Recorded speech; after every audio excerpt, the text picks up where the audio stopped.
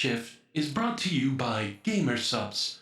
Get high quality clean energy with none of the crash of regular energy drinks, or even just make your brain jar water taste better with caffeine free options. Save 10% off your whole order with code Nightmare at checkout or the link in the description below. I fell in love with Midnight Mist. It was a great time. Really? You played Yeah. it? Oh yeah. I sat down and did a huge game jam of a bunch of like itch.io horror games, and I saw you were releasing stuff. I'm like, I gotta grab these. Oh man, you played the good one too, because we released 2 more after that I think were declining in quality. By the time the 4th one, I was so fed up with. The 4th one was for our visual novel game jam, and I was so fed up with working on it. And the Visual system we novel's were using for it was a lot of half work. broken. Oh no. Oh my god.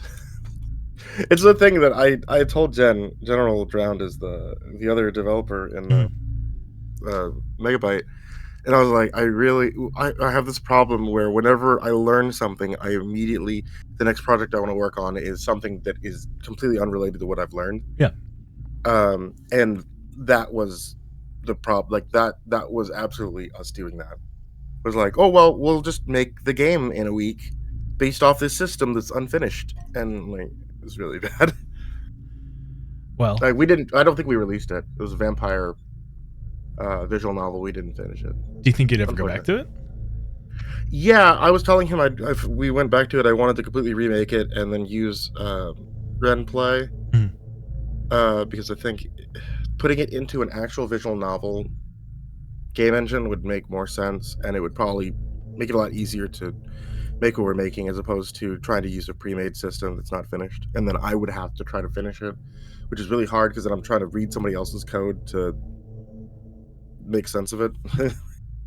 Which is difficult to say the least, especially if you're already learning those skills on top of everything. Yeah. So it's such a mess because like it's almost there. It's like 80% done. It's just there's so many bugs need to be fixed in the unfinished code from the other system that it was a headache that I never finished. Well, hopefully the next kind of game, if you are like fully diving back into making other games, gets that drive LUNAR going Echo again. is really good, and I think it's going to be like another Midnight Myths for us. Ooh, okay. So we'll see. Same style of kind of gameplay, or like it's not quite the same style of gameplay. Like it's still walking around doing stuff, but like it's another one that I feel like it's a horror game. It's a little bit more narrative driven. We get to do voice work in it, which is ultimately where we were going with this to begin with. We just got so pulled into doing game jams that we kind of like lost the whole thing of getting in there. Yeah, I think that was what me and Jen were saying, is like we want to become game developers. We just need to pick up every game jam, and then try to make something, all these different things, and find our niche for what we're doing. But I think we just kind of like lost sight of that for a bit, and we were just like working on things, and it kind of became tedious. I don't know if you've ever encountered the El Paso Elsewhere game, but it is very, if you enjoyed Max Payne, that kind of style gameplay, but it is about a interesting individual trying to hunt down Dracula, which is his ex-wife, from ending the world. And he did all the soundtrack himself. He did all the voice work himself, and the game itself, it's fantastic. It looks really good. That's just kind of, every one of his games is different. Every single one, he's just kind of throwing stuff at the wall, and he's slowly built up a team of people who just want to make cool shit with good music. Oh yeah, this is the guy that made Life Eater and Click Holding. Yep, and I Am Your Beast, or I think that's what it's called. I Am Your Beast, something like that. Hunt the military industrial complex core established. That's cool. Yeah. Man, yeah, this is really good. I'm always like so shocked by like the camera work that people can do in these games, because like doing animated camera work is such a pain in the ass for me. Snazzy McGee asks, do you find a creepypasta is more effective if the monster or threat is well defined or vague and unclear? That's that's actually really hard. That's like focusing so much on like a creepypasta being about a monster. I don't It very much is relevant, like, dependent on the story. Okay. Like, if we're talking about, like, a monster being, like, some, like, Friday the 13th, Jason Voorhees kinda killer thing, making him more defined is perfectly fine. I think that's what a lot of people go for whenever they wanna create those, like, those, deviant art kind of Yeah. deviant art kind of characters. I want to have a well-defined one that everybody can see what it looks like, and it comes out in like fan art and all these other things. I mean, that's fine. That's its own genre of what it is. But like, then there's like doing something a lot more vague. I feel like works for those, but people want to use those kind of like terror stories where, oh, the monster itself is potentially something else. It's like the embodiment of somebody's like anger and fear and things like that. It becomes more vague for somebody to imagine. That works. That works perfectly fine for those kinds of stories. I leaning one way or the other. It 100% depends on what kind of stories you're trying to tell. Yeah. Yeah, I can completely agree with that. Is there Tech Priest Khan asks, is there a type of horror that you'd like to see more of or see less of? I would like to see more comedy written into horror. I think that's one of the big things about horror that really hits things to be like scarier is when you don't expect the scares to show up. Mhm. And a lot of ways to do that or get your audience get their defenses down is like making people more realistic in the sense that they're kind of like nervous. They tell jokes about things. They try to ease their own tension, Mhm. and that makes things a lot more scary. I'd like to see that. Something that I'd like to see less. I want to see less of horror relying on like sexuality and sexual assault. I Yeah. think those things are like so unnecessary. They're those kind of jump scare level of things for me, where it's like a lot of people say they don't like jump scares because it's just like, oh, it's an easy, it's just a cheap way of getting somebody scared. I almost feel that same way about sexual assault because it's just like, yeah, that's scary. Yeah. Nobody's gonna be like, that's not scary. No, that's messed up. It's scary. But like, like, yeah, you could do that to anyone, but I feel like there's other ways to do it without immediately jumping right into it. I want to see less of it in there, and I want to see more of going over to more traditional stuff. Yeah. The murder. Like, I'm someone who loves like gore and practical effects, and like that is the background that I pursued and stuff. Yeah. So I would rather if I'm unsure if you've seen the film Smile, but like I would rather hear Yes. the squelching of what happened at the end than actually see some of the gore, because it's that like illusion of, oh, what's happening here. Like, you see people freaking out, but there's no visual note, so your brain has to tie it back together. Like, I find it cheapens horror sometimes when they're just, and then this person ended up, like, they try to recapture Baraska is what I'm kind of getting at, or they try to Yeah. like go into this horrible, real dark place just for the sake of the shock value. The easy disturb points, if you will. Yes. Yeah. No, I agree. That was like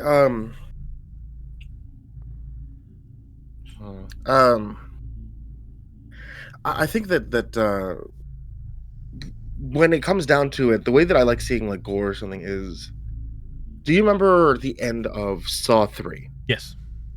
Where we know that spoilers if you guys haven't seen it. We know that the man's wife has like those shotgun shells around her neck and things like that is going to kill her if he ends up killing Jigsaw. But the entire time the camera focuses on the fact that he's there, that he kills Jigsaw and things, and we hear the gunshots go off, we see his reaction to it, we see the blood spray and things like that, and we get one brief moment to see the aftermath before it goes black into the credits. I like that one because I think it was really good because of the practical effect they used to show the the aftermath. But also, yeah, you got to see everybody's reaction. You know that emotionally this builds up to a specific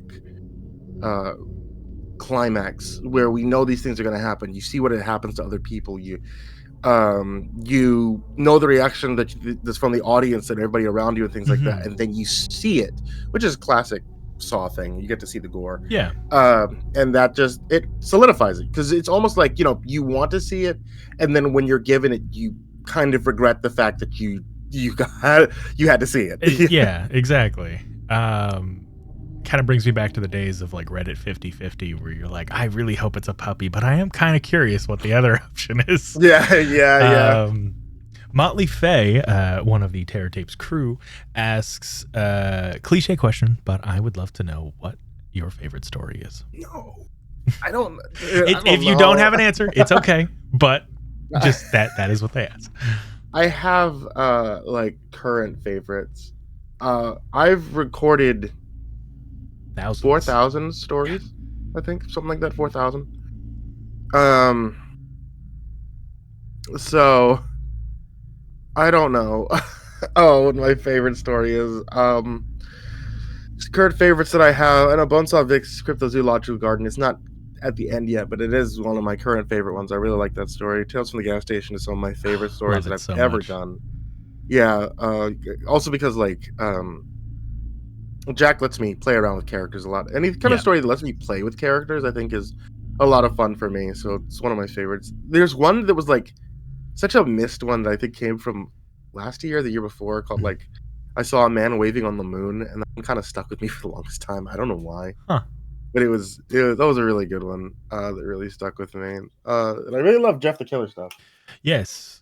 As this is a horror show hosted out of an abandoned video store. That makes so much sense now that I'm looking around. Okay, yeah.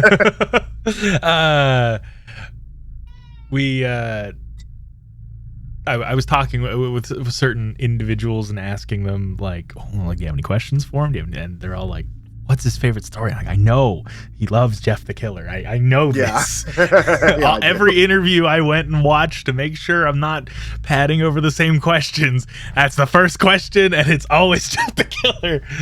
Jeff the Killer is just so interesting. Like Jeff the Killer is the embodiment of what classic creepypastas were, because he's not very good, well-written character, but he took off so much when it comes down to like the viral nature of his story, the character design for him, the fact that he was a revenge character for bullied teenagers and things, which is like where a lot of this kind of comes from. A lot of the writers for creepypastas kind of come from.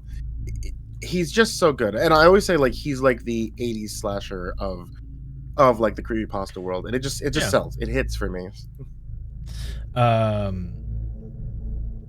I think he's been criminally underdone in his original outing, but there is a lot of good remakes of the story, and there's interesting of takes. And honestly, that original go to sleep ending, that's you. That is synonymized in my brain, and a lot of others, a lot of viewers, and a lot of the ghoulies in the studio, they believe that those two things, one and the same. I appreciate that. Final question from the crew here. Is there a favorite horror genre you enjoy reading, like cosmic horror, slasher, meta-paced from Sugar Zeno? I really do. I do like cosmic horror, I think. Anything like cosmic horror and stuff that deals with space, I really enjoy. I really love. I've been sitting on a couple different like space stories for the longest time, but there was one. What was it called? Was it Beyond the Stars or something like that? I'm looking it up now. There basically was just about this guy who was like in the fourth dimension as he's dying and watching life take place around him. That was just so well done. Like, I think that was just really good because like he sees a star and it kind of forces him into this position.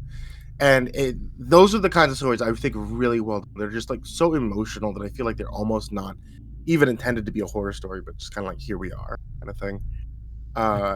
Those I think are just good. Like, I'm not lie to you, dude. Like when it comes down to horror, like there's a lot. I like anything that's horror related, but as long as it's a well written story with characters that you can actually empathize with, that's what I deal with. That's what the kind of shit that I love doing. Yeah. Which I hope I can say shit just fine. Oh yeah. I am far too vulgar of a person to have a child friendly stream.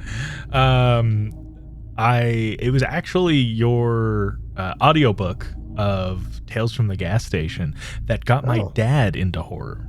My dad who hates horror, he likes military movies and like trash reality TV about rebuilding a house, and game shows. And I had to evacuate recently from Canada due to wildfires, and we were just driving and he wanted a book on, and I was like, oh, this is the only book I have downloaded, and I put on Tales from the Gas Station, and he's like, is that it? Is there another book? And so yeah, he bought all the rest of them, and he's just been listening to it since. That's so cool. Yeah. I'm glad, dude. That's awesome. Yeah. But and like he would like quote it the entire time I was like visiting and then kind of gathering my stuff to move out here. He was like quoting stuff to me to where I didn't get it. Cause it's like, oh, he's not quoting Gas Station. What am I thinking? And he's like quoting like 2 books ahead. I'm like, okay, you're just listening to this in your free time, I guess. All right. That's so cool. No, my parents are not into it. My dad doesn't like it, like really fantasy like. Okay. He likes like more realistic things. Yeah. 1 second, my cat has lost.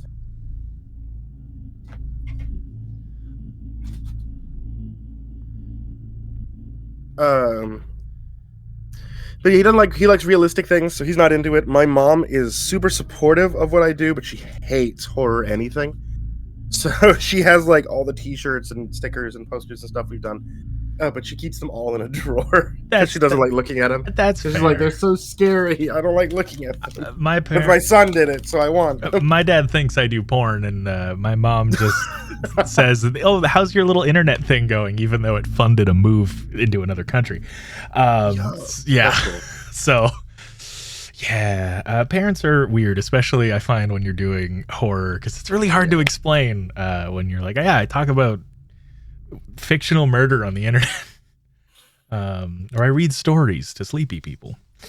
It's true, yeah.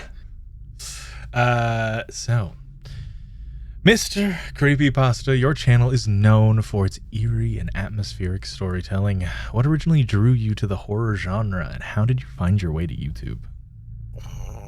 I told the story a lot. Mm-hmm.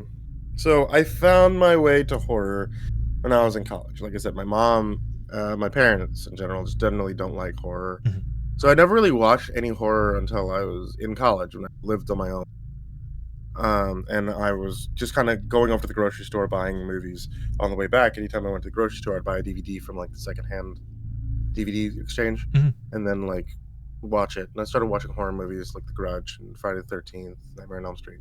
So like I still got like so many of my DVDs in my house now. I have like a whole room dedicated to like movie props because I love movies so much. Oh, excellent. But that's why I started watching horror stuff. I really got into it in college. And then I started dating this girl who made films.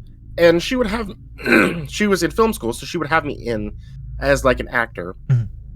And I don't have an acting background. Like I was in college for game development. I dropped out of that and went over to business management. So I wasn't an actor in any way. But like she just needed an actor, so I would fill in.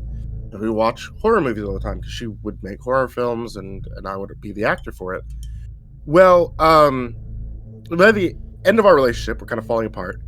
And we started reading creepypasta stories on like 4chan. Mm-hmm. And they were really interesting because this is like a golden age of creepypasta stuff. Nobody really has authorship. This is 4chan, everything's anonymous. It's telling stories that are really short, honestly, maybe like 4 or 5 paragraphs. So yeah, people would like copy paste like some of the famous ones like Candle Cove or The Rake or something like that in there. But for the most part, they're all just random like horror stories on the Xboard. Yeah. And we got really into this. We ended up finding the creepypasta website, creepypasta.com. And we would just kind of read them together. And like I said, things are falling apart. So I'm trying to find more stuff for us to kind of like do together, try to like light the spark back up. Yeah. And so she was really into YouTube as it was then. At the time, YouTube was not like what it is now. It was like doing film contests and like little vlog videos maybe. This is like Golden Smosh era too, so you're like seeing like there's no high production stuff, right? This is all really small films. like, I think you're even still probably tied to, like, the 10-minute mark or something. Mhm. And that's what she was into. She was into doing that because she could be able to post, like, her student films on YouTube. So I started being like, "Oh, this would be something cool to do," and I recorded one of the stories on a little karaoke microphone on my laptop, and I put it up on YouTube, and I showed it to her, and I was like, "Yo, this is something we could do together. I think this would be cool because you learn, like, sound editing." And she was like, "This is really bad. Like, this is, like, embarrassingly bad. Like, you need to, like, not do Oh, that." I was like, "Oh, yeah. Okay." that's just So mean. no, I mean, like, it was bad. It's still up there. You can go here. It's bad. But, like, it's, that ended up happening. I think I probably recorded, like, a couple of them, like, maybe 3 or 4, and then, like, we went through this, we broke up, and, I was in my, like, depressive thing. I was working at AT&T at the time, just kind of taking on more and more hours because it's just, you Yeah. go through a breakup in college, you're depressed. Yeah. And, I went over and checked on the channel at some point, and people are commenting on it. People were, like, saying, like, "Oh, man, I wish this guy came back. Oh, I like these. These are fun." So I was like, "Well, I guess I'll go ahead and do some more since people are listening." And, like, it kind of gives me something to do Yeah. during the whole depressive thing. So I started recording more and, like, doing one a week or one every time certain video hits, like, I don't know, 1,000 views, 500 views, what it was. And I was just doing this as a hobby until I got to, like, I graduated college. And people were, like, really listening at this point, and I was like, "Well, you know what? I guess I'll just try treating it like a job, like, I'll just do it every time on a schedule and dedicate time to it, and I'll either be known as doing, like, the best of it, or I'll be known as being the worst of it, but either way, I'll be known." So I just, I started doing it, and it just kept growing and growing until I quit my job at AT&T, which my parents were very not pleased about. Yeah. And that now I'm here somehow. I mean, and it's been a absolute fantastic journey thus far. You've inspired so many people. Like I've had friends even growing up where they're like, yeah, I only listen to like this creepypasta reader, this one. Like you gotta listen to the OG. I know there's other people who started at the same time, but like he's got Mr. in the name. Come on. But I think I didn't even like that. I didn't even want the name Mr. Creepypasta at the time. I wanted something weird, but I mean, I feel like the best internet names come at an accident. I mean, I'm only Nightmare because of a typo on Xbox Live, and it just kind of got the ball rolling. Where I feel like a lot of good YouTube channels have that sort of accidental naming story. But I think I've been following your stories since I want to say Tulpa. Like the first time you ever read that was Tulpa? old. It's a long time. I believe it was Tulpa, or it was like maybe the Rake, one of the two, whichever one came first. But Pretty sure it was Tulpa. yeah, I've been listening to for a long time. But you touched on it a little bit in bringing up the karaoke microphone. How would you describe the evolution of your channel from when you started to now? Are there any other significant changes in your approach to narrating stories? I have a sound editor now. Oh, okay. Who knows what he's doing, as opposed to me editing to the best of my ability, who has absolutely no idea what he's doing. I am now using you can kind of see it here. I have my general work setups right here. Mhm. So that I use for work, and my microphone there. It's an AKG 214 inside of a chaotic eyeball, and it runs through a Evo 1 sound audio interface. Mhm. That was not what it was. I think before it was a karaoke microphone, and then it went to my iPhone, I think, at the time. Yeah. And then I had like another mic, and things like that. I've gone through a lot of iterations. I spent a lot of money on setups. I spent a lot of money on setups that eventually broke, and because I overused them, and then did other things like that. The computer I use now is significantly better. I started on a laptop. I think it was a laptop I had since high school too. At the time. Oh wow, Yeah, that's impressive. So now I'm using, like I said, there's a full computer setup here. It's dedicated to it. I have an office. This is only a creepypasta room, which is why it's so cluttered. This is all dedicated to just working on creepypasta stuff. There's so much that's changed. It's crazy. It's absolutely insane the amount of growth that I've gone through, and the amount of like, I don't know, like personal growth, life. You know what I'm saying? Yeah. It's just, it's good. It's fun. I mean, a sound engineer is a genius idea. As someone who does narration as well and edits all their own audio, like I get the, I don't know, this sounds good. Fuck it. Put it up. All right. So creepypasta has become such a big part of the internet and just internet culture in general. How do you feel about the evolution of horror storytelling in this digital age? I think it's good. Creepypasta has been like, what I say is like the evolution of urban legend storytelling. So urban legends in the sense that, like, you know, somebody creates a story about the railroad tracks. Yeah. And then it's told to one person, it's told into another person, it evolves, it becomes something entirely new, and it's passed on from generations. Creepypastas are almost the same exact thing, except kind of done just in a digital format. These are like copy-pasted ideas. Somebody creates a story, and they copy and paste that from forum to forum. The people in the forums find them interesting, maybe they change something, add something, copy-paste it to somewhere else. The name creepypasta comes copypasta, copy paste. I feel like it really does help things out. For one, these are mostly done by young people, and it gets people, like young people, really writing a lot more, which I think is good. Years ago, I was talking with this library somewhere in the south, South US. I forget where it was, and it was a whole bunch of just kids during the summer that were just writing stories for creepypasta stuff. And I got to hear some of the stories they wrote. It was really cool. Because it was just during a summer program. They were like, yeah, kids like the creepypasta, so they wanted to write some. They sent me an email and like, hey, do you want to help support it? Like, yeah. That's awesome. It's cool that they also reached out. Yeah. So I mean, like, I think it's wonderful. Whenever these kinds of things want to be picked up, and young people want to start writing. They want to start writing more, because I feel like there's a lot of things, especially like, you know, use of AI and things like that, that it almost feels like people don't want to write as much as they have before, and that's it's disheartening. Yes. But it's nice to see that other people want to be able to pick those things up, because I mean, like, I hate the idea that AI replaces writers. I hate the idea that AI replaces creative fields. Yeah. Using AI as a tool is one thing. Using AI to replace people is an entirely different. And it's awful. That's the thing that bothers me. Yeah.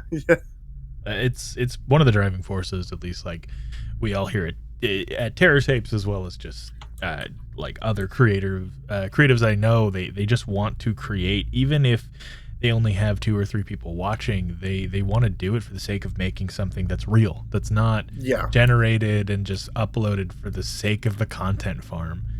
They want to kill the dead internet theory. The content farm. That's exactly. Yeah. So can you walk us through your creative process when preparing a story for your channel? How much does it take to record and edit? So okay, I have well, there's a couple different ways.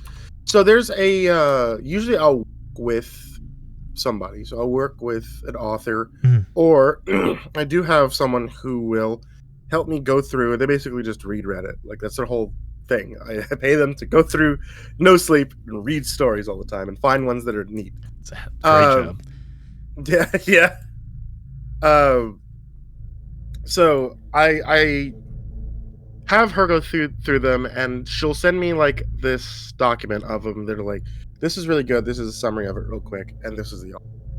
And then I'll reach out to the author if it comes off of Reddit, and I'll let them know who I am, let them know what I do, and they'll let me know, like, yeah, you can either read the story, or these are the terms I have for story reading. If they're an author I work with, usually they'll just be like, hey, you want this? I'm like, yeah, cool. And they're like, cool, here's the price for them, and I just pay them. But no, once I get the stories in, I just literally go back there to the computer. I'll read through them maybe once, and then I will go through and record them. And when I do recordings for them, I do them all in one take. The main reason why is because like I like to have it where the emotion's pretty raw, like as it's the first time that it's really being like narrated out loud. Any surprise or things that show up inside of character voices feels a lot more natural that way. And then I'll do them all in one take, and then I will send them off to Matt, my editor. If you guys have ever seen me on Twitch, then sometimes I'll do those recordings live on Twitch. I think I've done them on YouTube too. But I'll do them live on Twitch sometimes. You guys can see, and you guys will also see me like talk to Matt sometimes. I'll be like, Matt, this is a note for you. I want like a big thunderstorm boom right here, so that he knows where they're going to go into. So I can do a little bit of like the sound directing. Yeah. Matt sends me the audio back. I can be able to hear it, and then we cut it together into with thumbnail and like usually some just kind of like stock video stuff that fits the mood of it over the top of the image we put together for the thumbnail, and then we put it out. There's like a lot. That's like the shortest form of it, that I can think of. But like, there was a whole thing that I had mentioned. I don't know if I've mentioned it publicly before, but I talk about this a bit with some of my friends about like how this is a culmination of everything that I've ever worked on. So it sounds like, oh yeah, anybody could do that. There's a lot of stuff that just kind of comes down to like working with experience, working with metadata, which I hate talking about because you're like talking about like, oh yeah, the content farm kind of thing, right? Yeah. And in a lot of ways, yeah, you kind of like wire your brain in a way that goes like, I need to know how to create things that fit the content farm, right? Yeah. And that's what it is, because I'm just making content on the internet with this, but I'm trying to make it more personable, and I'm trying to make it fit things that are relevant to what people want to listen to, what people like. So those are what really needs to kind of go into place there. That wiring your brain to be able to know those things and to kind of just make them on the fly all the time is really where the work kind of comes in. And those are things that I don't think I could probably talk about here, where I'm like, oh yeah, you could just do this, you can make this, and that's more clickable. But like, I don't know what it is. Like one of my friends used to talk about YouTubing as a job where you're just professional at winging it. Mm-hmm. And I think that's probably the truth. Like honestly, that you're just used to intuition to tell you where to go, what to do. Yeah, it's one part like learning how the algorithm works and how to game it, but it's another part, I hate saying it, luck, but all I really personally believe luck is knowing when there's an opportunity and when to seize it. Yes. Yeah. Well, that's true. But I think you do a fantastic job at making it personal, making the stories kind of feel real, like they're being told to you at a campfire or at a story, or even in some of those early days when it's just like, yeah, it's just your friend telling you something spooky over the internet. Like it has a different vibe to it than just listening to like an auto narration or even just sitting there and reading it yourself. I appreciate that. Yeah. I want to be able to make them more engaging than they would be to read them yourself. Yeah. And I mean, like, there's lots of people on YouTube who do what I do. And not to mention, like, don't discount anybody else's use of their imagination whenever they're doing, just reading stuff on their own.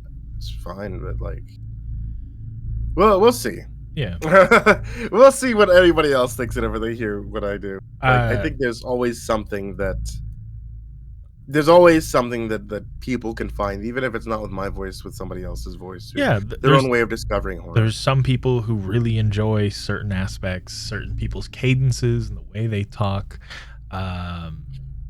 There are like people who enjoy how like we do stories here. It's like more of an audio drama, so there's multiple voice actors and there's sound effects and stuff like that. It's just kind of all to what do you want to hear as a viewer. Now, Very easy question, but I had to ask. What's your favorite Halloween tradition?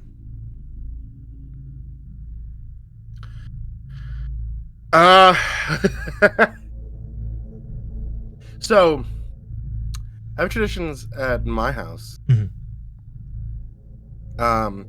The traditions being that we do a haunted house here. I guess so. We've done a haunted house at my house for the past couple of years. Quite a while ago, we had done. I guess yeah, we had like another haunted house before 2020. Yeah. We had done other haunted houses and things like that. And we were always known as the Halloween house on my street. So That's good. That's good to be known as. yeah, that's the big thing. That's what that's like the big holiday Halloween tradition for me, is like putting together everything. I think I always draw up plans too about how the haunted house is going to work, what the thematics of the haunted house are, and how they're going to work. And we've been doing that for years. That's like the big tradition. But since 2020, there's been a Halloween tradition that I have loved and hated for like the past 4 years. I guess 5 years now. It'd be 20. Yeah, this will be the 6th year of it. 2020, 21, 2, 2021, 2, 3, and 4. Yes, 5 years in. We've done this horror convention in virtual reality since 2020 called HorrorCon VR. The whole game development thing, right? The whole game development thing kind of came from me and my friend General Drown, who's the guy I work with all the time for like just about anything, any project these days. We picked up doing world creations in VR chat in 2020, 2019. And we were like, hey, we'll just dedicate ourselves to learning it because it's just the 2020 project. And then I don't know what it was. I think during the summer or something, I made a tweet about like, oh, it's a shame that during like the COVID lockdown and things like that, there's no conventions, there's no horror conventions. Yeah. What if we made a convention in virtual reality for people to go to? I think I know enough about world creation where I can do that. And one of my friends who was doing like organizations for companies at the time messages me, and she's like, yeah, do it. I will organize everything if you could just make it. And I was like, well, okay, I guess it's a reality. Oh yeah. So in that year, we organized something, we put it together. We made the first HorrorCon VR, and that was on Halloween weekend over Halloween. And a lot of people showed up, like a couple hundred people showed up. We weren't expecting that many, but they all seemed to have a really great time. And truth be known, like the world and everything we put together is so held together with duct tape and hope.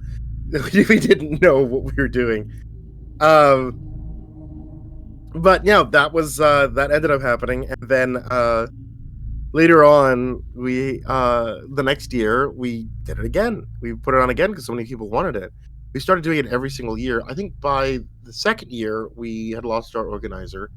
We had to bring somebody else in for the third. We lost her the next year after that. Oh no. And like it came down to, I think it was a team of like 6 or 7 of us on the first year, and by the end of the third year, it was me in general. That was it. We were doing all of it. And I think after the third year, we had said, after the third year, my father-in-law passed away. Like, oh no, the 2 or 3 weeks before the convention. So I hadn't done anything. Like, we'd been helping him through his cancer and things like this. And then, like, we lost him, and I had to do my channel's October countdown. I had to do my, all the rest of October planning with it. Also, like, dealing with the estate and the funeral and all these other things. And I hadn't done anything for the convention. So I think we built that convention in the last week of Halloween. Oh my God. Like, last week of October. We were just like, okay, make it. Okay, run it. And it was really, I think it's really bad. I think the people who went fun, but like, I think like the design of it was so lacking. Everything was so lacking. And we were like, this is it. We're done. Like, him and me were the only two that did it. We did it in days by just not sleeping for a week and just putting it together. And we were like, I never want to do this again. This was a terrible experience in this year. We never want to do this. And we didn't tell anybody. We were just I think the only people we told were just like the actual mod team who were there, and every people worked at the convention. We didn't tell the public. We were just like, yeah, I think we're kind of burnt out on it. We're not going to do it again. In the 4th year, when we weren't going to do it again, the beginning of that one, we were contacted by Project, PJKT, which is this literal organization group in VR chat that do what is it, like live events, conventions? I don't know what to call them anymore. Yeah. Community projects. And they were like, hey, we heard you're not going to do it anymore. I was like, yeah. And they said, what do you need to do it again? And we were like, I don't know. We need people who can design a world, organize these things. We need artists who could be able to do it, because like up to this point, I'd been funding the entire thing out of pocket, right? Yeah. It's all like just comes out of me, which I don't mind doing. But I had mentioned before, like, there's other conventions in VR, and like getting people who are passionate about those community events, they want to be able to help and do things, which is great. They can volunteer to do it. But whenever I need help with something, I have to shell out a couple $1,000s for something. And I'm like, I don't mind paying it. I don't mind paying artists for their time. I'm just salty that for some reason I'm the only one who gets asked for money. So it's like, I want somebody to do. And I was saying, like, I need artists. I need these things. I need help that doesn't eat out of my budgets for, you know, doing my YouTube and doing my life, paying for my family to live. Yeah. And they were like, okay, we'll get you those things if you guys just do the convention again. And we were both like, we both thought we were just asking too much. In fact, I think we had a conversation where like, just ask for more than we need, absolutely more, and then they'll probably just turn it down and we don't have to do it. Yeah. But no, we told them everything we needed, and they were like, okay, yeah, we'll get you those. Wow. And they did. Like the 4th year, they remade the Japanese festival world we did in the 1st year, and it was gorgeous. It was beautiful. Everything that they did to be able to do the organization, they know so much more when it comes down to coding. And I think that's just part of having a team of people who know what they're doing. Yeah. It made everything so smooth. I mean, and Jen were just like, well, okay. I mean, if they want to do it again, if they're willing to help us again, we'll do it again. We did it again last year. And I'm pretty sure they want to do it again this year. So if they want to do it again this year, we're back at it again. That's become our tradition now, is doing that. And it's, you know, I guess like that's it. What time of year does that usually go down? It has always been the last weekend in October. Okay. I don't think we're doing it the last weekend in October if it falls on Halloween itself. Yeah. Yeah, so it'll probably be the 24th, 25th, 26th. Okay. Which is usually when we'll always do it. We had decided never to do it on Halloween again. In 2020, Halloween was on a Saturday, so it worked out, right? Yeah. Nobody could do anything. So we were doing that. Yeah. Even my wife was outside. We had this long tube that looked like, I think we'd done it up to look like, we did Ghostbusters that year. So we were dressed up as Ghostbusters. My sister-in-law was dressed up as the Stay Puft Marshmallow Man. And we had this long tube to be able to give kids candy. So we were 6 feet apart, right? Yeah. And it had like these lights across it. So whenever my wife wanted to use it, it looked like she was shooting the proton wand down the thing, and then the candy came out of the bottom. That's fun. And that was fine. Like, she had fun doing it, but we didn't get to do the haunted house. The next year, it was on a Sunday, and she had to do candy by herself again. And the next year is on a Friday, and she would have to do candy by herself again. And she was saying, like, she's kind of done with it. Like, she doesn't want me doing it anymore because I can't be a part of family Halloween anymore. I have to always be glued to my computer doing admin. So, yeah, I was. That's why we had to eventually kick it off of the actual Halloween night, which is completely fair. Yeah. And commendable for you picking family first. Yeah, of course. Dude, I have my family. I do this for my family. I'm taking care of my family is number one for everything. Good. That is very heartwarming to hear. I live this curse of consistently being glued to a computer for my family. Growing up in the age that I did, of like, you know, instead of idolizing actors, you're idolizing YouTubers. Learning most of the people that I'm like, man, I hope I get to go to a con and meet them one day are horrible pieces of shit, has been awful. Um, Oh, dude, that's the big thing, right? When you see people get some you cut up real really bad. messed up thing, like yeah. Yeah. Yeah, I mean, that's just it. That's, you know, even people that you idolize are humans. Yeah. So, I mean, I'm just glad I started my YouTube career getting compared to Cryotic, and I'm just glad those went away because yeah, oh boy, yeah, I feel it. Yeah. So what do you think is the most important part of creating a truly immersive horror experience for your audience? Is it in the voice, the pacing, something else? I think like it's in the emotion that carries with your voice. That's absolutely it. Um, the main thing that makes something scary, I think, is when somebody can relate to it. You know what I'm saying? It's not it. What makes something scary is that something feels real enough. You know, it has to be a human being that you can actually empathize with. If it's not someone that you can believe that you yourself could be, then it's not going to end up being scary. If you ever watched a movie where you feel like the character is just, oh, he's just so stupid, you've already like pulled yourself away from him, and you know you would never.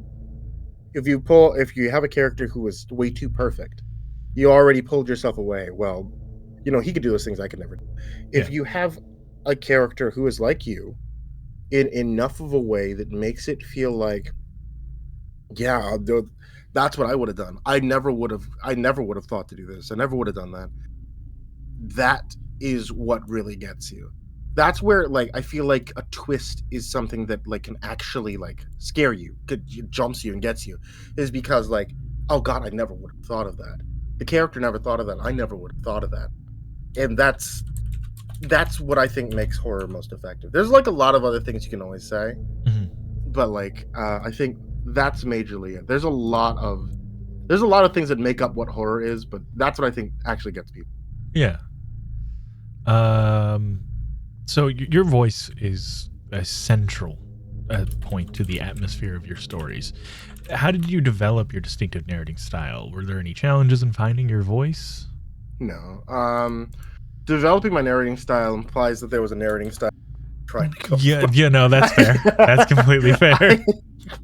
I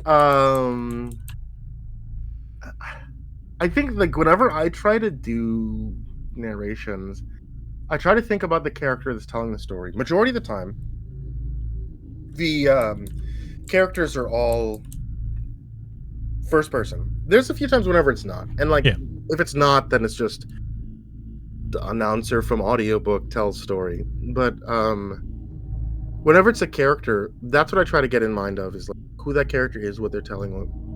Who would they be? Are they an old man? Are they a young guy? Are they a woman?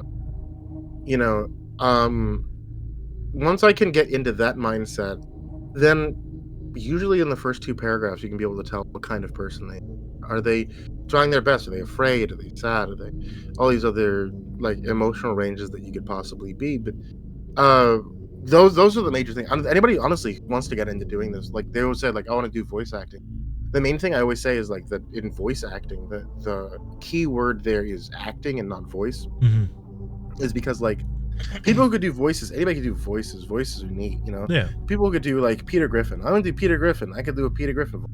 But like the main thing is not like being able to do that voice, is being able to act in that voice. If you could do a Peter Griffin voice, is great, but like if you think about it, Peter goes through more emotions besides than, you know, his laugh and telling a joke. Like you have to imagine, like, what does he sound like when he's the first time that he meets Lois, he falls in love? What does he sound like when he's heartbroken because he's lost his dog Brian? What does he sound like when his father died in that episode? What did he sound like when he was sad? These are all things that you have to be able to portray that are not normally done when you think about just doing a funny voice. And those are the things to really nail down to get a character whenever you're doing like these kind of narration things. and that is what carries over like a realistic narration. I honestly couldn't agree more. As someone who has run a lot of D&D and done like voice Yeah. acting projects and stuff like that, you find people who are like, yeah, like my entire character is I can do a British accent that's passable, and it's like, Yeah, that's okay, not but a like, can you scream in that? Can you be mad? Can you be sad? There's a lot more to it than just like doing a simple hello. Like there's more. No, that's exactly it. Yeah. So your fan base is deeply passionate, and as someone who finds themselves and all the ghoulies here in that fan base, how do you engage with your audience, and has their feedback ever changed the way you approach your channel or your stories? Say that again. Has their feedback ever changed? Yeah, like has anything that they've said in the comments, or you've seen like kind of meeting people at cons, because I know you do a lot of cons as well. Has anybody ever said anything that has kind of altered the course of the channel itself?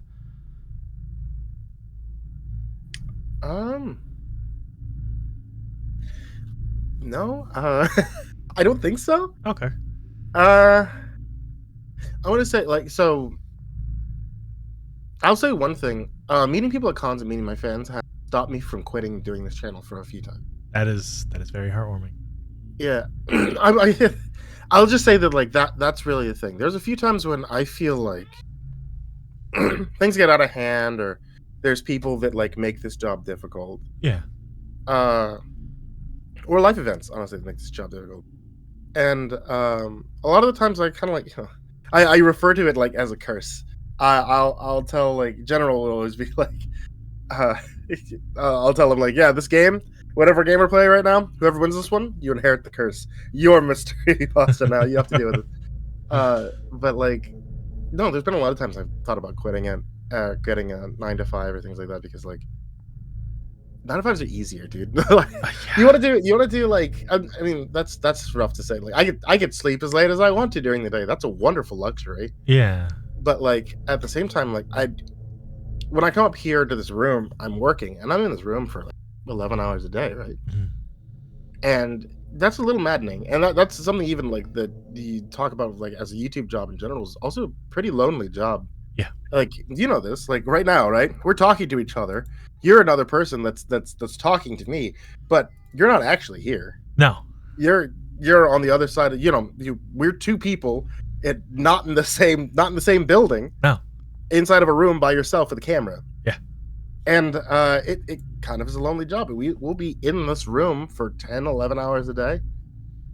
And maybe, I'll talk to somebody who's not actually here. Or you talk to, an audience that you can't actually see. Yeah.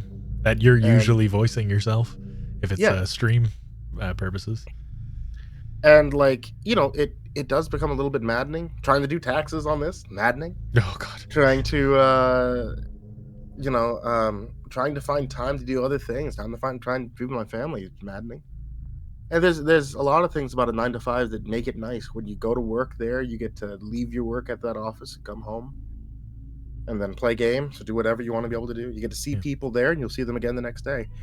And there's a lot of times where I felt like I kind of wanted something like that. I wanted the structure of it. I wanted to have the stability to know that, like, if I go over to the office there, the office is still there. It's not going to be that at some point some crypto hacker changed the entire office into something it's not anymore. And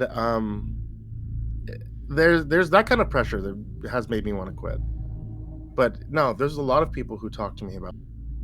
There's been people who've like brought their like kids to me, be like, "Yo, like I got into this, and then I had kids, and my kids love this stuff too." Or people who say like that I've been able to meet, they'd be like, "Yo, I went in high school. You got me through high school. I'm in college now, or I'm married now. I'm working my own jobs now. You're still here. I'm still listening." Or people who were in the military who were saying like, "Yeah, this is what I listen to go to sleep at night. Yeah, this is what I listen to stay calm." And that's the stuff that keeps me from quitting. I think those kind of stories that I've met people have changed the way that I do things, where I know that I have to keep making these things because other people rely on it, and I would never want to take that away. You do absolutely incredible work for a lot of people, and Thank you. I don't want to say that you are the reason that a lot of other channels of similar ilk have cropped up, but this show right now is broadcasting on Twitch and on YouTube and whatever time zone it is playing in because of you. I started my YouTube journey being like, I want to make creepypastas, and I took an Xbox Live headset and I jammed it into my laptop and I recorded Ickbar Bigglestein, and it was terrible, but that is the intro to my journey. I'm not as brave as you. Mine has been taken down and unlisted because no one needs to hear that. No, you gotta keep that up there. I still have it, but it's unlisted because I'm like, it's real bad. You gotta keep it up. Okay, so the main reason I keep it up, that I keep my original one up there, is because if anybody wants to be able to like find my stuff, there was like this thing that I always like appreciate. Like, if you go watch Markiplier's videos right now, it feels like you have this really high-end professional setup. You have this high-end professional editor. He knows exactly what he's doing when it comes down to timing, comedic timing. He knows how to do these things. And if you're starting out, that's daunting. You know what I'm saying? That's a really daunting thing. It feels like I have to spend so much money. It feels like I have to do so much with these kind of things. But like, there is a place to be able to start out. And that, if you go way, way back on Markiplier stuff, before, like, he's only now when it's like restarted his channel, you could be able to see like where it's a loss in a lot of quality from those things. So if you want to be able to start out, you don't need to start at the modern point. You can start where he started. Yeah. That was the same idea what I have, is like, I don't want to have everyone else to be like, I have to start where he is right now. I have to have somebody who can, read stories on Reddit. I have to have somebody who can edit my sound, who knows all of his sound engineering. I need all these things. No, you don't. Because like in the very beginning, there was a freaking karaoke microphone, and there was me with Audacity who didn't know how to clear noise, and that's what it is. Yeah, that's the whole thing, and that's what I want people to be able to see. That's what I'm saying. Just put it up there. Maybe I'll unlist it after this. I'll unlist it after this, and it'll be open for the public to stare at. Little 16-year-old Nightmare. Or I think I was younger than that. I think I was like 13 or something. But really? Oh my god, you're so young. What the hell, dude? I'm almost 30. Oh shit, you're still young. Yeah, I'm almost 40. I gave up my good years to YouTube, man. It saps you. It saps you slowly. So how horror often explores we kind of like covered like 3 questions in that last one there. Good. Horror often explores psychological and existential fears. Do you personally have any fears or experiences that you've tried to explore through your work? A bit. Like I do. So I have really bad thalassophobia. And that, I think, is one thing that I have done a lot of stories about deep ocean, things like that, because of that level of thalassophobia that I have. I think also it kind of carries through. But I don't know if I tried to work through it. Usually I like try to explore it. Like, have I tried to like face my fears? No. I haven't tried to do anything like that with stories. I don't think about anything like that. I'm not really. The horror, there's a lot of stuff I think is like scary. Yeah. Of course. I can't think of anyone that I've like tried to face my fears with before, but I am just now learning that my fear of the deep ocean and being submerged in it has a name. Thalassophobia. Yeah. It's like a fear. It's the fear of the deep ocean, fear of like the unknown, giant things inside of the ocean, things like that. I hate it. I was a young Nightmare exploring the internet, and I learned that the NASA started as a sea exploration company, and they decided, no, we're going to space. And wait, what? Yeah, NASA. That's how NASA started. They were a deep sea exploration company, and they decided, no, space. And my brain went, what's down there? And ever since, I'm like, no, nightmares of being submerged deep below the sea. So you've created an entire brand around the concept of fear and horror. How do you deal with the emotions that come from working in such a dark genre on a regular basis? There are stories that fall under creepypasta and the kind of r/no sleep umbrella that are really dark. The Tommy Taffies, the Barascas, that deal with some heavy subject matter. How do you kind of regulate and decompress from all that? I go to Disney World a lot. Hell yeah. Fuck yeah. I've never been, but hell yeah. Dude, you should go. I have like this hyperfixation with Disney and Disney history. Mm-hmm. I say I go to Disney World a lot. I haven't gone in 30 years. But like I used to go to Disney once a year. Since the prices have gone pretty skyrocketing after 2020, it's become more and more difficult to the point where I'm like, I don't want to go anymore, I don't think. But no, that was it. Like, I remember I was going back to, like, they say, like, a really dark stuff, right? Like, yeah, I just hypercharge myself with a lot of really good vibe stuff. Like, as much as, like, a lot of people say, like, whenever they meet me, they're like, but you'd be like a really pasty guy who stays all in his basement all the time. It's like, not really. No. Like, I really like comedy stuff. I really like wholesome stuff. I like superheroes, comic books. And like a lot of those things are like my world does not revolve around. I don't live in like a goth castle kind of thing.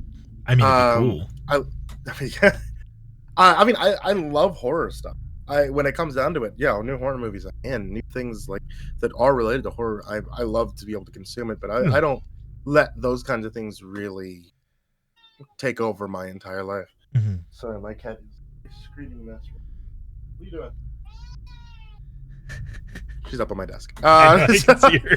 I didn't even see her. I knew she was yelling at me. I couldn't tell where she was yelling at me from. But no, going to Disney was like a big thing for me. It's like, I mentioned before, my father-in-law passed away, right? Yes.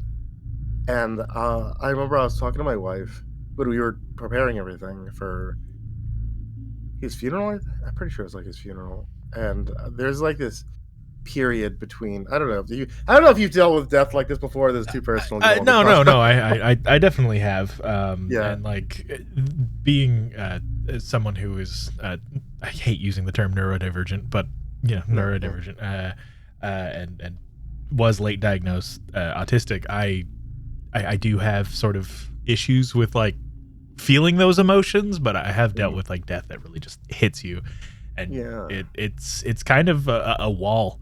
Like you just everything stops. Yeah. Oh yeah. No, that was so like that was one of the big things. Was like I didn't know it when he was. It was very clear that like we would have to make preparations for his stuff.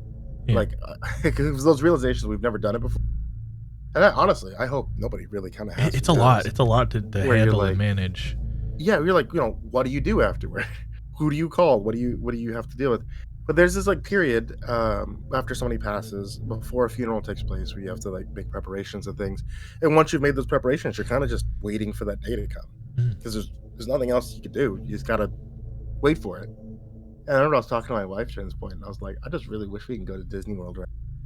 Like if we didn't have to spend so much money on it already, I was saying like we could at that point just take a plane, go there, and not live in the real world for like 5 days or something. And sometimes that's what you need, like to just the escapist thing. Yeah, it helps. I mean, like I don't know if it helps, but that's been my escape for a lot of things. When it comes down to it, like stress is too overwhelming. This is really it.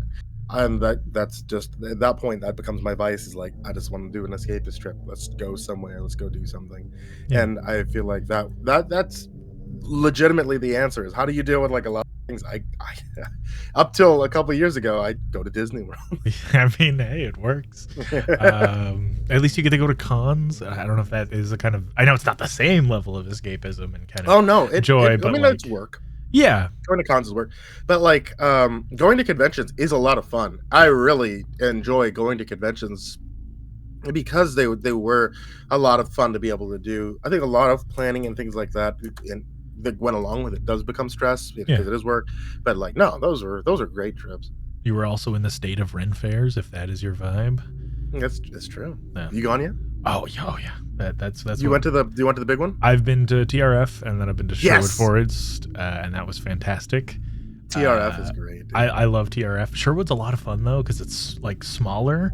Yeah, it's closer too. Yeah, it's true. Take a day trip up there. Yeah. And then I just recently learned out by Sherwood there is a Viking festival hosted on a meadery and a ranch that is run by the people who were on the show Vikings. I didn't know. Yeah. I don't know if you've seen the show, but like one of the queens, she owns the ranch. That's amazing, actually. Yeah. Huh. But no, I fell in love with Ren fairs. It's not really something that is in Canada, and if they do, it's like tents, and that's it. There's no buildings. There are like large scale places, but they're for LARP. They're not really for Ren fairs. Oh, I see. Yeah. Well, no, dude. Yeah, you go to TRF, man. Yeah. I'll meet you out there some point. We'll get mead. Yeah. Oh hell yeah. I'm absolutely down. We go pretty regularly to at least one major point this season. To make like a weekend of it. Yeah. But wait, do you camp? Do you camp out there? We haven't, but I want to. Ugh, I'm out. We usually for like Sherwood and TRF we get an Airbnb that's like close. And we'll stay on like a cabin or like a really nice house in the middle of like bumfuck nowhere on some rancher's farm. And you know, turn an eye from all the sketchy ass political signs we find. Yeah. Yeah. No, I'll say this: ever since I was in college, I used to camp out there with my friends. Right, we go out to like the big campsite. Everybody drinks and does those things. It was, I think, 2020 or 2019. Yeah, that was the last year we went, and I specifically got back in the car with my wife, who was my wife at the time. My wife at the time. Yeah. And I said, like, I'm going to remember this moment. You and I both hate doing this. Every year, it's way too cold at night. It's way too hot during the day. We're miserable. We don't sleep. We're miserable during the day and can never enjoy the actual Ren Fair because, like, everybody's just drinking at night until it's too cold, and then we try to go to sleep and we're shivering. During the day, we're trying to still sleep, but it's sweltering, and you're just melting into the sheets of the bed or melting into your costume. It's miserable to get into your costume during the day. But by the time we do this the next year, we've forgotten all the bad stuff, and we only remember the good things. Yeah. So we're going to remember this right now. I am making this a memory. We hate doing this, and we are never doing this again. Like... I like the idea of like camping at Ren Fair, but then I think of like I don't want it. It's rained like more times than it hasn't when I go to Ren Fair. I don't want to fucking be wet in a tent in the mud and have to listen to drunk people. I'm no longer a bartender. I don't want to deal with drunk people problems. Like no, especially like I'm a large like burly man. So usually people go, "Hey, could you help? This guy's getting violent." I'm like, fuck, I don't want to deal with this. So, you know, that's why we go get an Airbnb. It's nice. We stay out of the way. The one we've just stayed at for Sherwood is fantastic. It's like straight down the road. We're there like 5 minutes. So we can just, that's not bad at all. Yeah, go there and back. Yeah, that's smart. Getting an Airbnb is smart. I've done like a hotel for the past couple of years, and I do not ever want to camp there again. Oh yeah, that's what I was even saying. Like, it's $10 to get into the campground. I was like, I'll just pay the $10 and visit my friends if they want to go. I'm not staying. Yeah. We will use like we want to stay at the interior campground for like I think it's Heinefall, like for their LARP event that they do. Because that seems cool. You're staying in like a period accurate tent. You're like in the castle grounds, or you can stay in the castle. That sounds cool. But like camping out in a fucking parking lot sounds awful. Yeah. So we've covered all this with the going to Disney World. Pretty much sums up those 3 questions there. Do you prefer Disney World or Disneyland? Depends. Okay. Disney. Well, okay. So, oh man, you want me to get into Disney talk? I'll get into Disney. It wasn't a plan, but I am curious because I've never been. Oh, okay. Like, so normally, it's 5 years ago. Yeah. 6 years ago. The going to Disneyland was cheaper than going to Disney World. I usually like going over to Disneyland for that. Also because Disneyland's like a weekend vacation. You can go there on the weekend, on Saturday, go to Disneyland, Sunday go over to California Adventure, fly home. Yeah. Like, and you know, the hotels there are relatively cheap because they're not Disney brand hotels. I mean, you could stay at one if you want to be insanely overcharged, but like you don't normally wouldn't. And like there's like this thing about like doing Disney vacations. I know, and I've like researched and done all this stuff so much that like people always want to talk about like, oh, it takes like $10,000 Disney. Like, it doesn't. You don't have to do that. But if you're like, I'm just gonna go to the Disney website and make everything, yeah, it'll cost you that kind of money.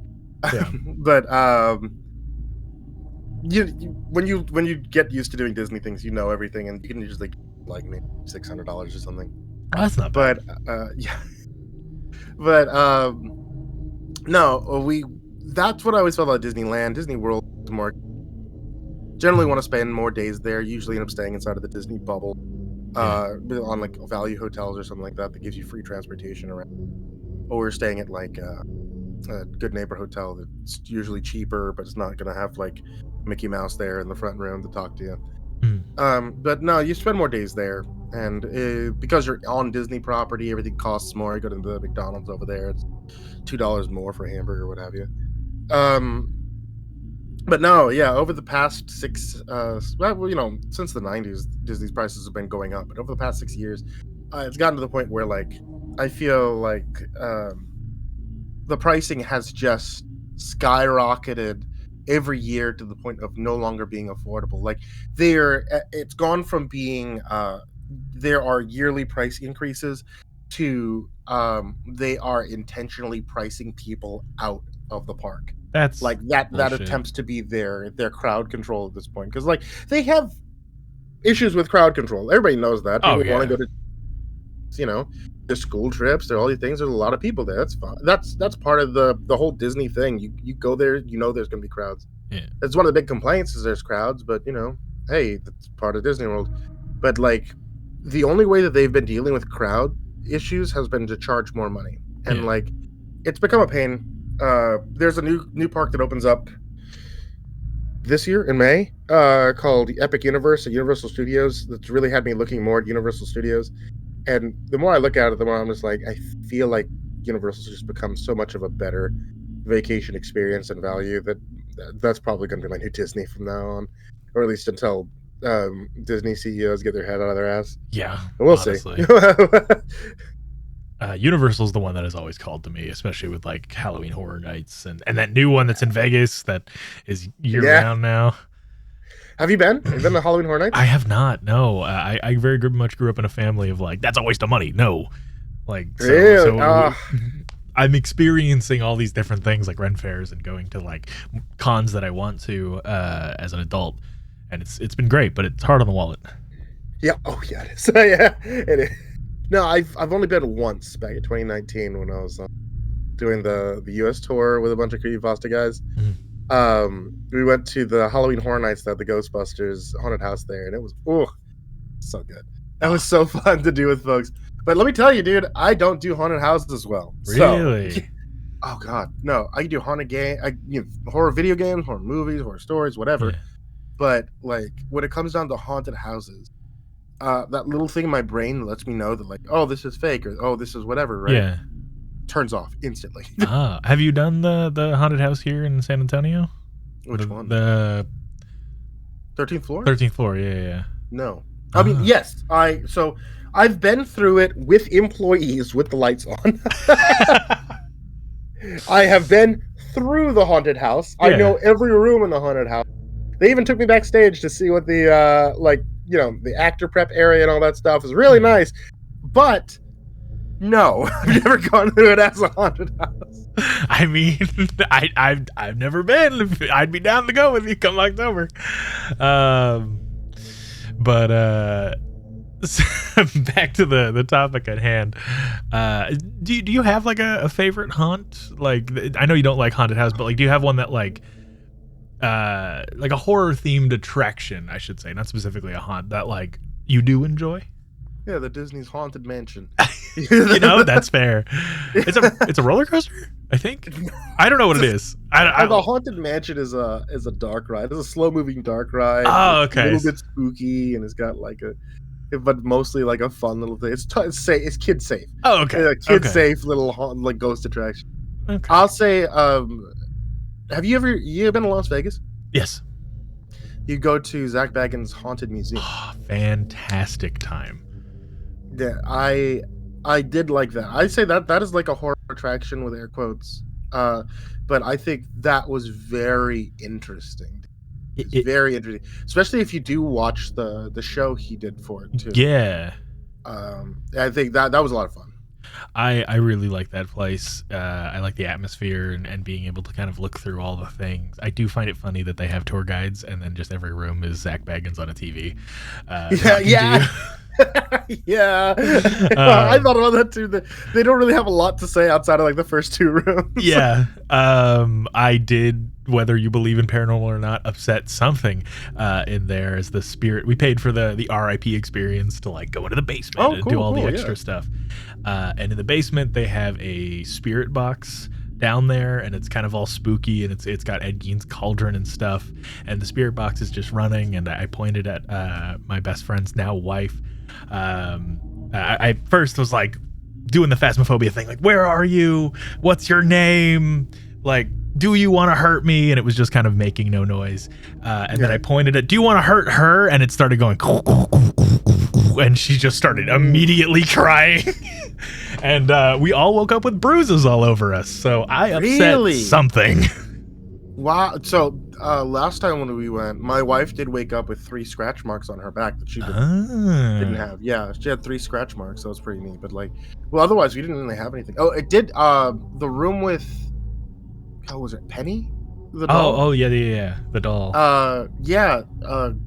At some point, like, we were in there, doing the whole thing, and my wife did ask, like, hey, did you make any friends today? And the spirit box they had in that room did say my wife's name. Oh no. And I was like, look at her, and she goes like, do you know my name? And she said it again. Oh no. And that was also like a ooh. Okay, let's stop talking to the ghosts. I wanted to, except we were flying out the next day, I wanted to pay for the, like, you get to come back here at midnight by yourself with ghost equipment experience, and gorilla, like, record it. Like, I don't care if I get banned here forever. I want to try to record it and see if I can get some fun ghost activity. So they don't allow you to have cameras there? No, they don't. But there is a place in...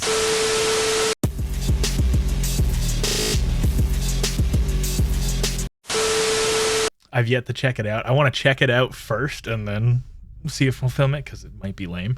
But yeah. No, I'm saying, look, you get that. I'll grab Autumn Ivy. We'll ghost hunt. Hell yeah. No, that sounds like a great experience. So do you think horror content, in particular on YouTube, has changed the way audiences engage with like scary stories and kind of share and spread them? Oh yeah. No, absolutely. There's so many people who get into horror from YouTube.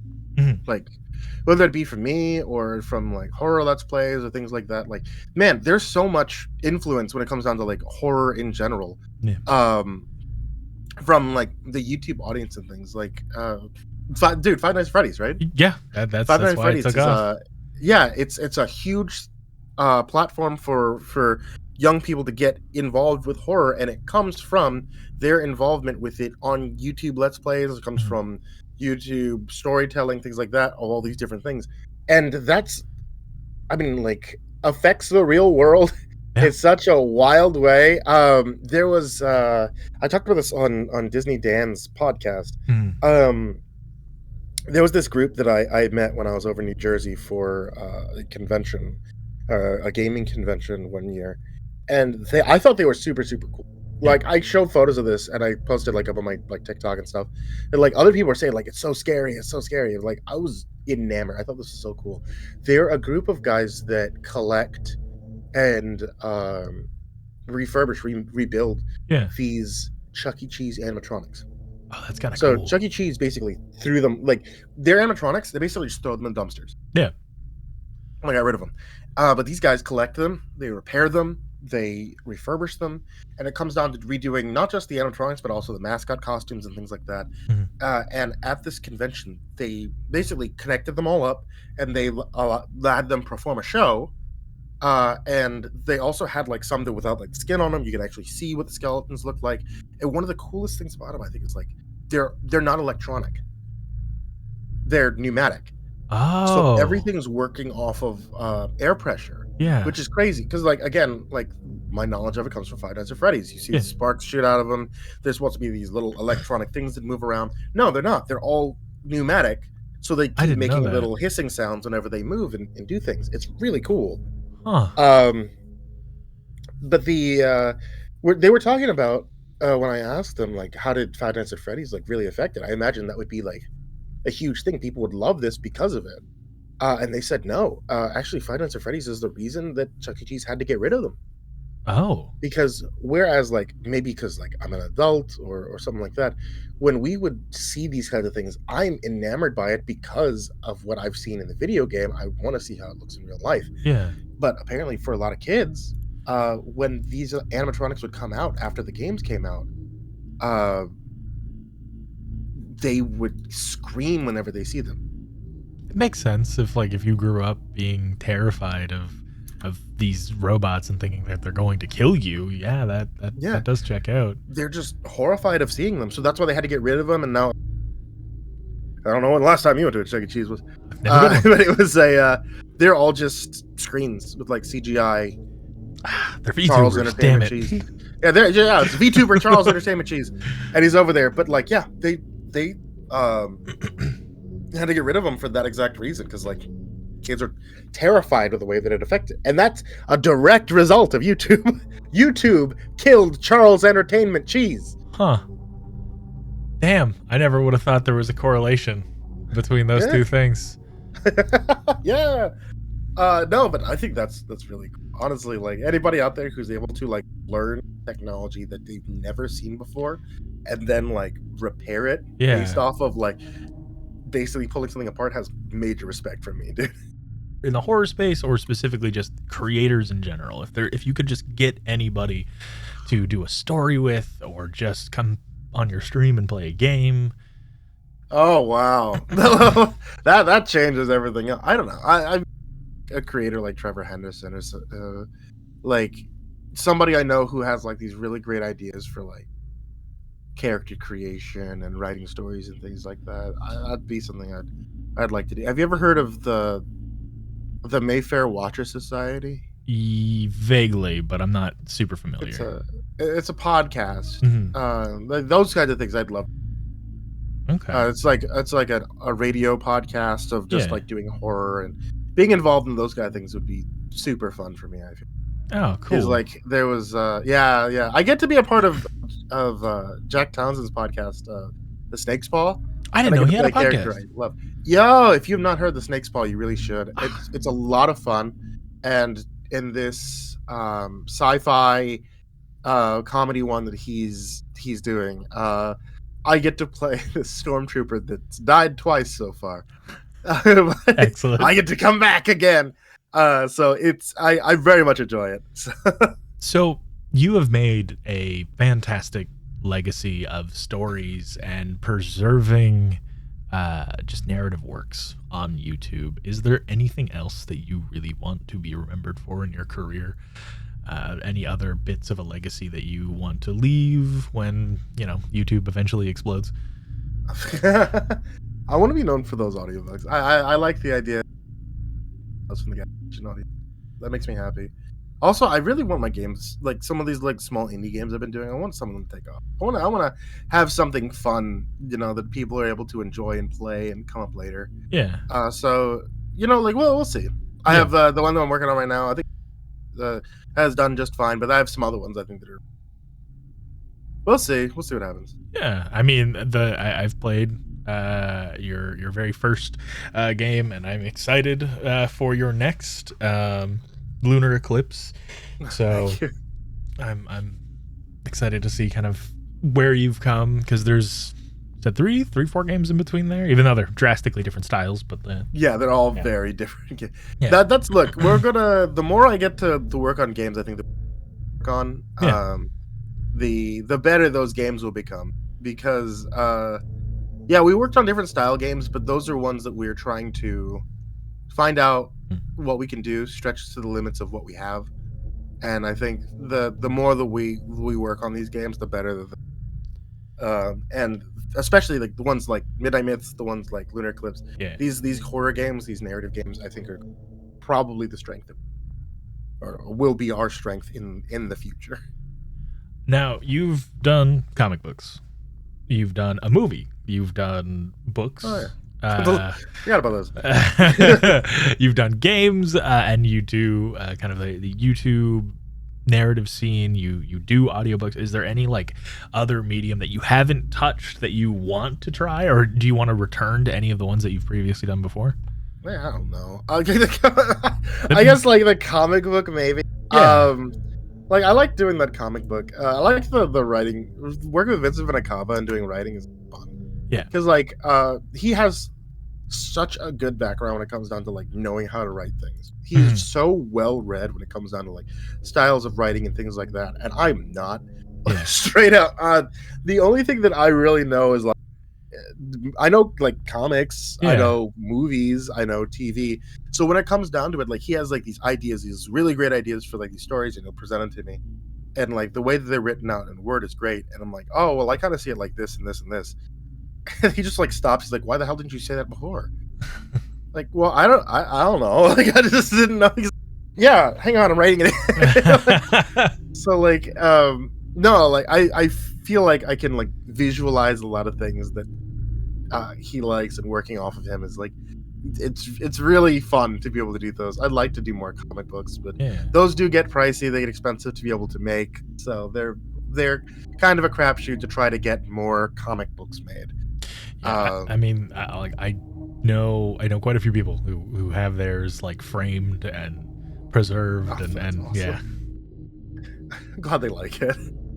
Outside of horror, aside from narrating creepy stories and being that kind of voice of solace for and comfort for a lot of people, what's one thing about yourself that would surprise your audience? Yeah. Probably the Disney World thing. Probably the Disney World thing. Probably the Disney. I used to do. I can talk about this now. I used to do travel agency work for Disney. Really? Yeah, I used to be a Disney travel agent. Wait, Disney Universal. Did they make you sign an NDA for that? Well, I couldn't associate being. I couldn't use being Mr. Creepypasta to sell Disney World tickets. Okay. I couldn't do that because then it would associate my contact with Disney, and they didn't want to do that. That's fair. So no, I couldn't do that. Yeah, I used to do that. That'll surprise people. Oh, definitely. MCQ lore. I feel like people expect these things from me. At one point, my mom was top 3 in the U.S. In Candy Crush. But there you go. That's surprising. My mom was number 2, I think. Something about parents in Candy Crush. It just hooks them in. I don't know. Like, when I told my mom, like, because I go visit my mom. My mom's also in the city. Yeah. And, like, she's like, oh, I'm doing so good. I'm doing so good at Candy Crush. Like, oh, that's good, Mom. That's great. She goes, yeah, it's just, all my friends who play it. One guy I can't catch. And I'm like, look at her game. I'm like, Mom, that's like the number 1 guy in the U.S. What are you doing? Like, how are you doing this? Like, MLG, Candy Crush. She gets flown out to LA and they're in their sports gear. They're on ESPN. Oh my god. Oh dude, that would be so crazy. That little Asian mom just in there. Got her yellow sun hat on from Lunar Garden. That's oddly wholesome. I don't know why, because I'm also picturing her in like the blue mask with the goggles. With the little hat. My god, that is my mom. Yeah. My mom has been big into gardening ever since forever. Yeah. So she's gardening plants that shouldn't even grow in this state in her backyard. That's impressive. Like gardening anywhere is difficult, but like gardening here, the soil is rough. Oh, the soil's clay. Actually, maybe Dallas is clay. The soil's nothing but rocks here. Yeah. So if you could turn any of the stories that you've narrated or series, because there's some that go on for a long time, into a full-fledged movie or series, which one would you choose, and how would you envision? In a heartbeat, it would be Tales from the Gas Station. If I could get that, if I could get that any amount of extra oomph to be turned into a series or something, that would be perfect. I would love to see that. But I feel like that would be everyone's answer too. You know, Yeah. they would want it to be some. I will say Tales from the Gas Station. I've written a lot of like short film scripts in my day of like, I want to make this, but money. But money, yeah. Tales from the Gas Station was the only one I wrote that I was like, I'm proud of this, and I kept off to the side. Yeah, I think that could be done in such a fun way, not even as a full-fledged movie, but just like a little visual bit.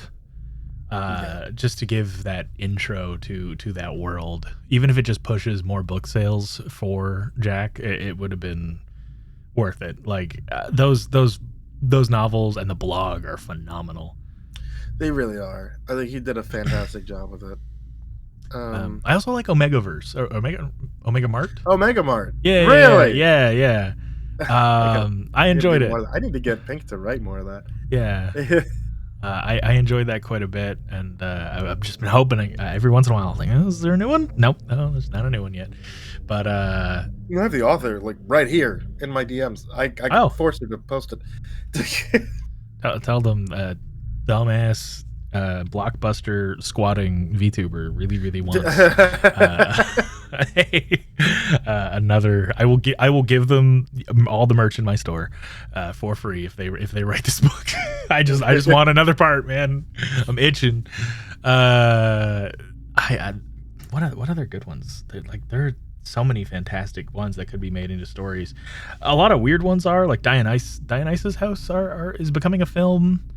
Tommy Taffy, The Third Parent, is getting a movie this year or next year. What was it called? Spire in the Woods. That one's getting a movie, I know. Oh, really? Like the one about the cable guy going out and hooking up internet to like some cult? No, that's Church in the Woods. Oh, okay. Spire is the one I did a narration of it. I had to remove it because of the but it's that one is guy who finds a clock tower hidden in like over a frozen lake. Oh yeah.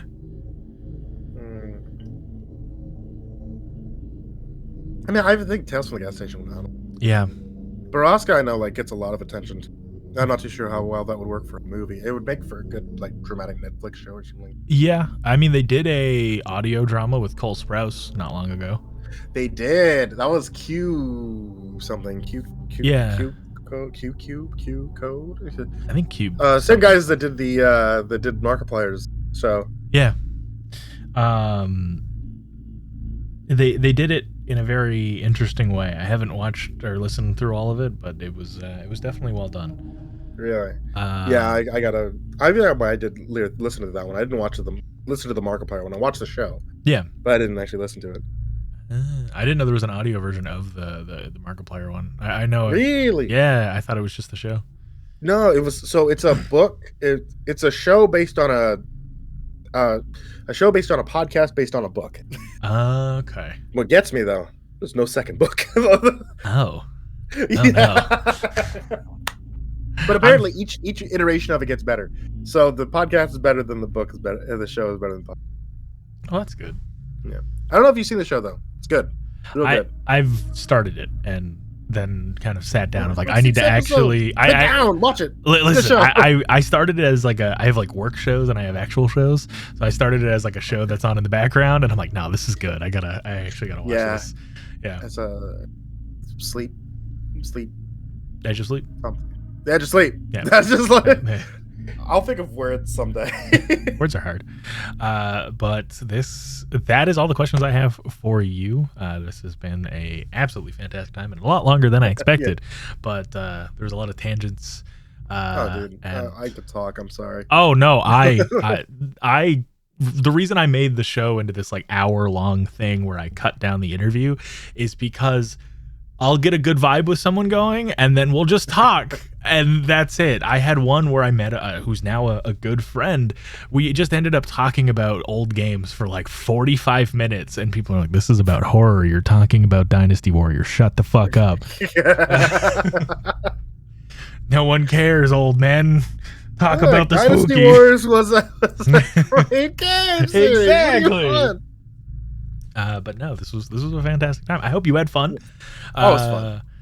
And yeah, let me just cap off the recording here. Do you have anything you want to plug, get people looking at or checking out in the future? Obviously, the Horror Time Radio is always running, and there is always weekly spooky stories posted on the YouTube. But do you have anything else special that you want to plug? You can find the stories posted weekly on the YouTube channel. You can also find them on Spotify, Mr. Creepypasta Storytime. MrCreepypasta.itch.io has my video games, if anybody wants to see those. I guarantee you, at least 2 of them are good. Please be sure to go check out Mr. Creepypasta's YouTube channel, where there are over 4,000 stories for you to enjoy in all types of different subgenres of horror. There is something for everyone, and it is never a dull moment. As well as be sure to follow him on all other platforms like Twitch, TikTok, Blue Sky, Twitter, and so much more. His link tree will be posted in the description below, as well as his links to his games over on his itch.io page, like Lunar Echoes, Dreamwalking, Little Harvest, and Midnight Myths. All of them are fantastic and worth checking out if you love him and his content.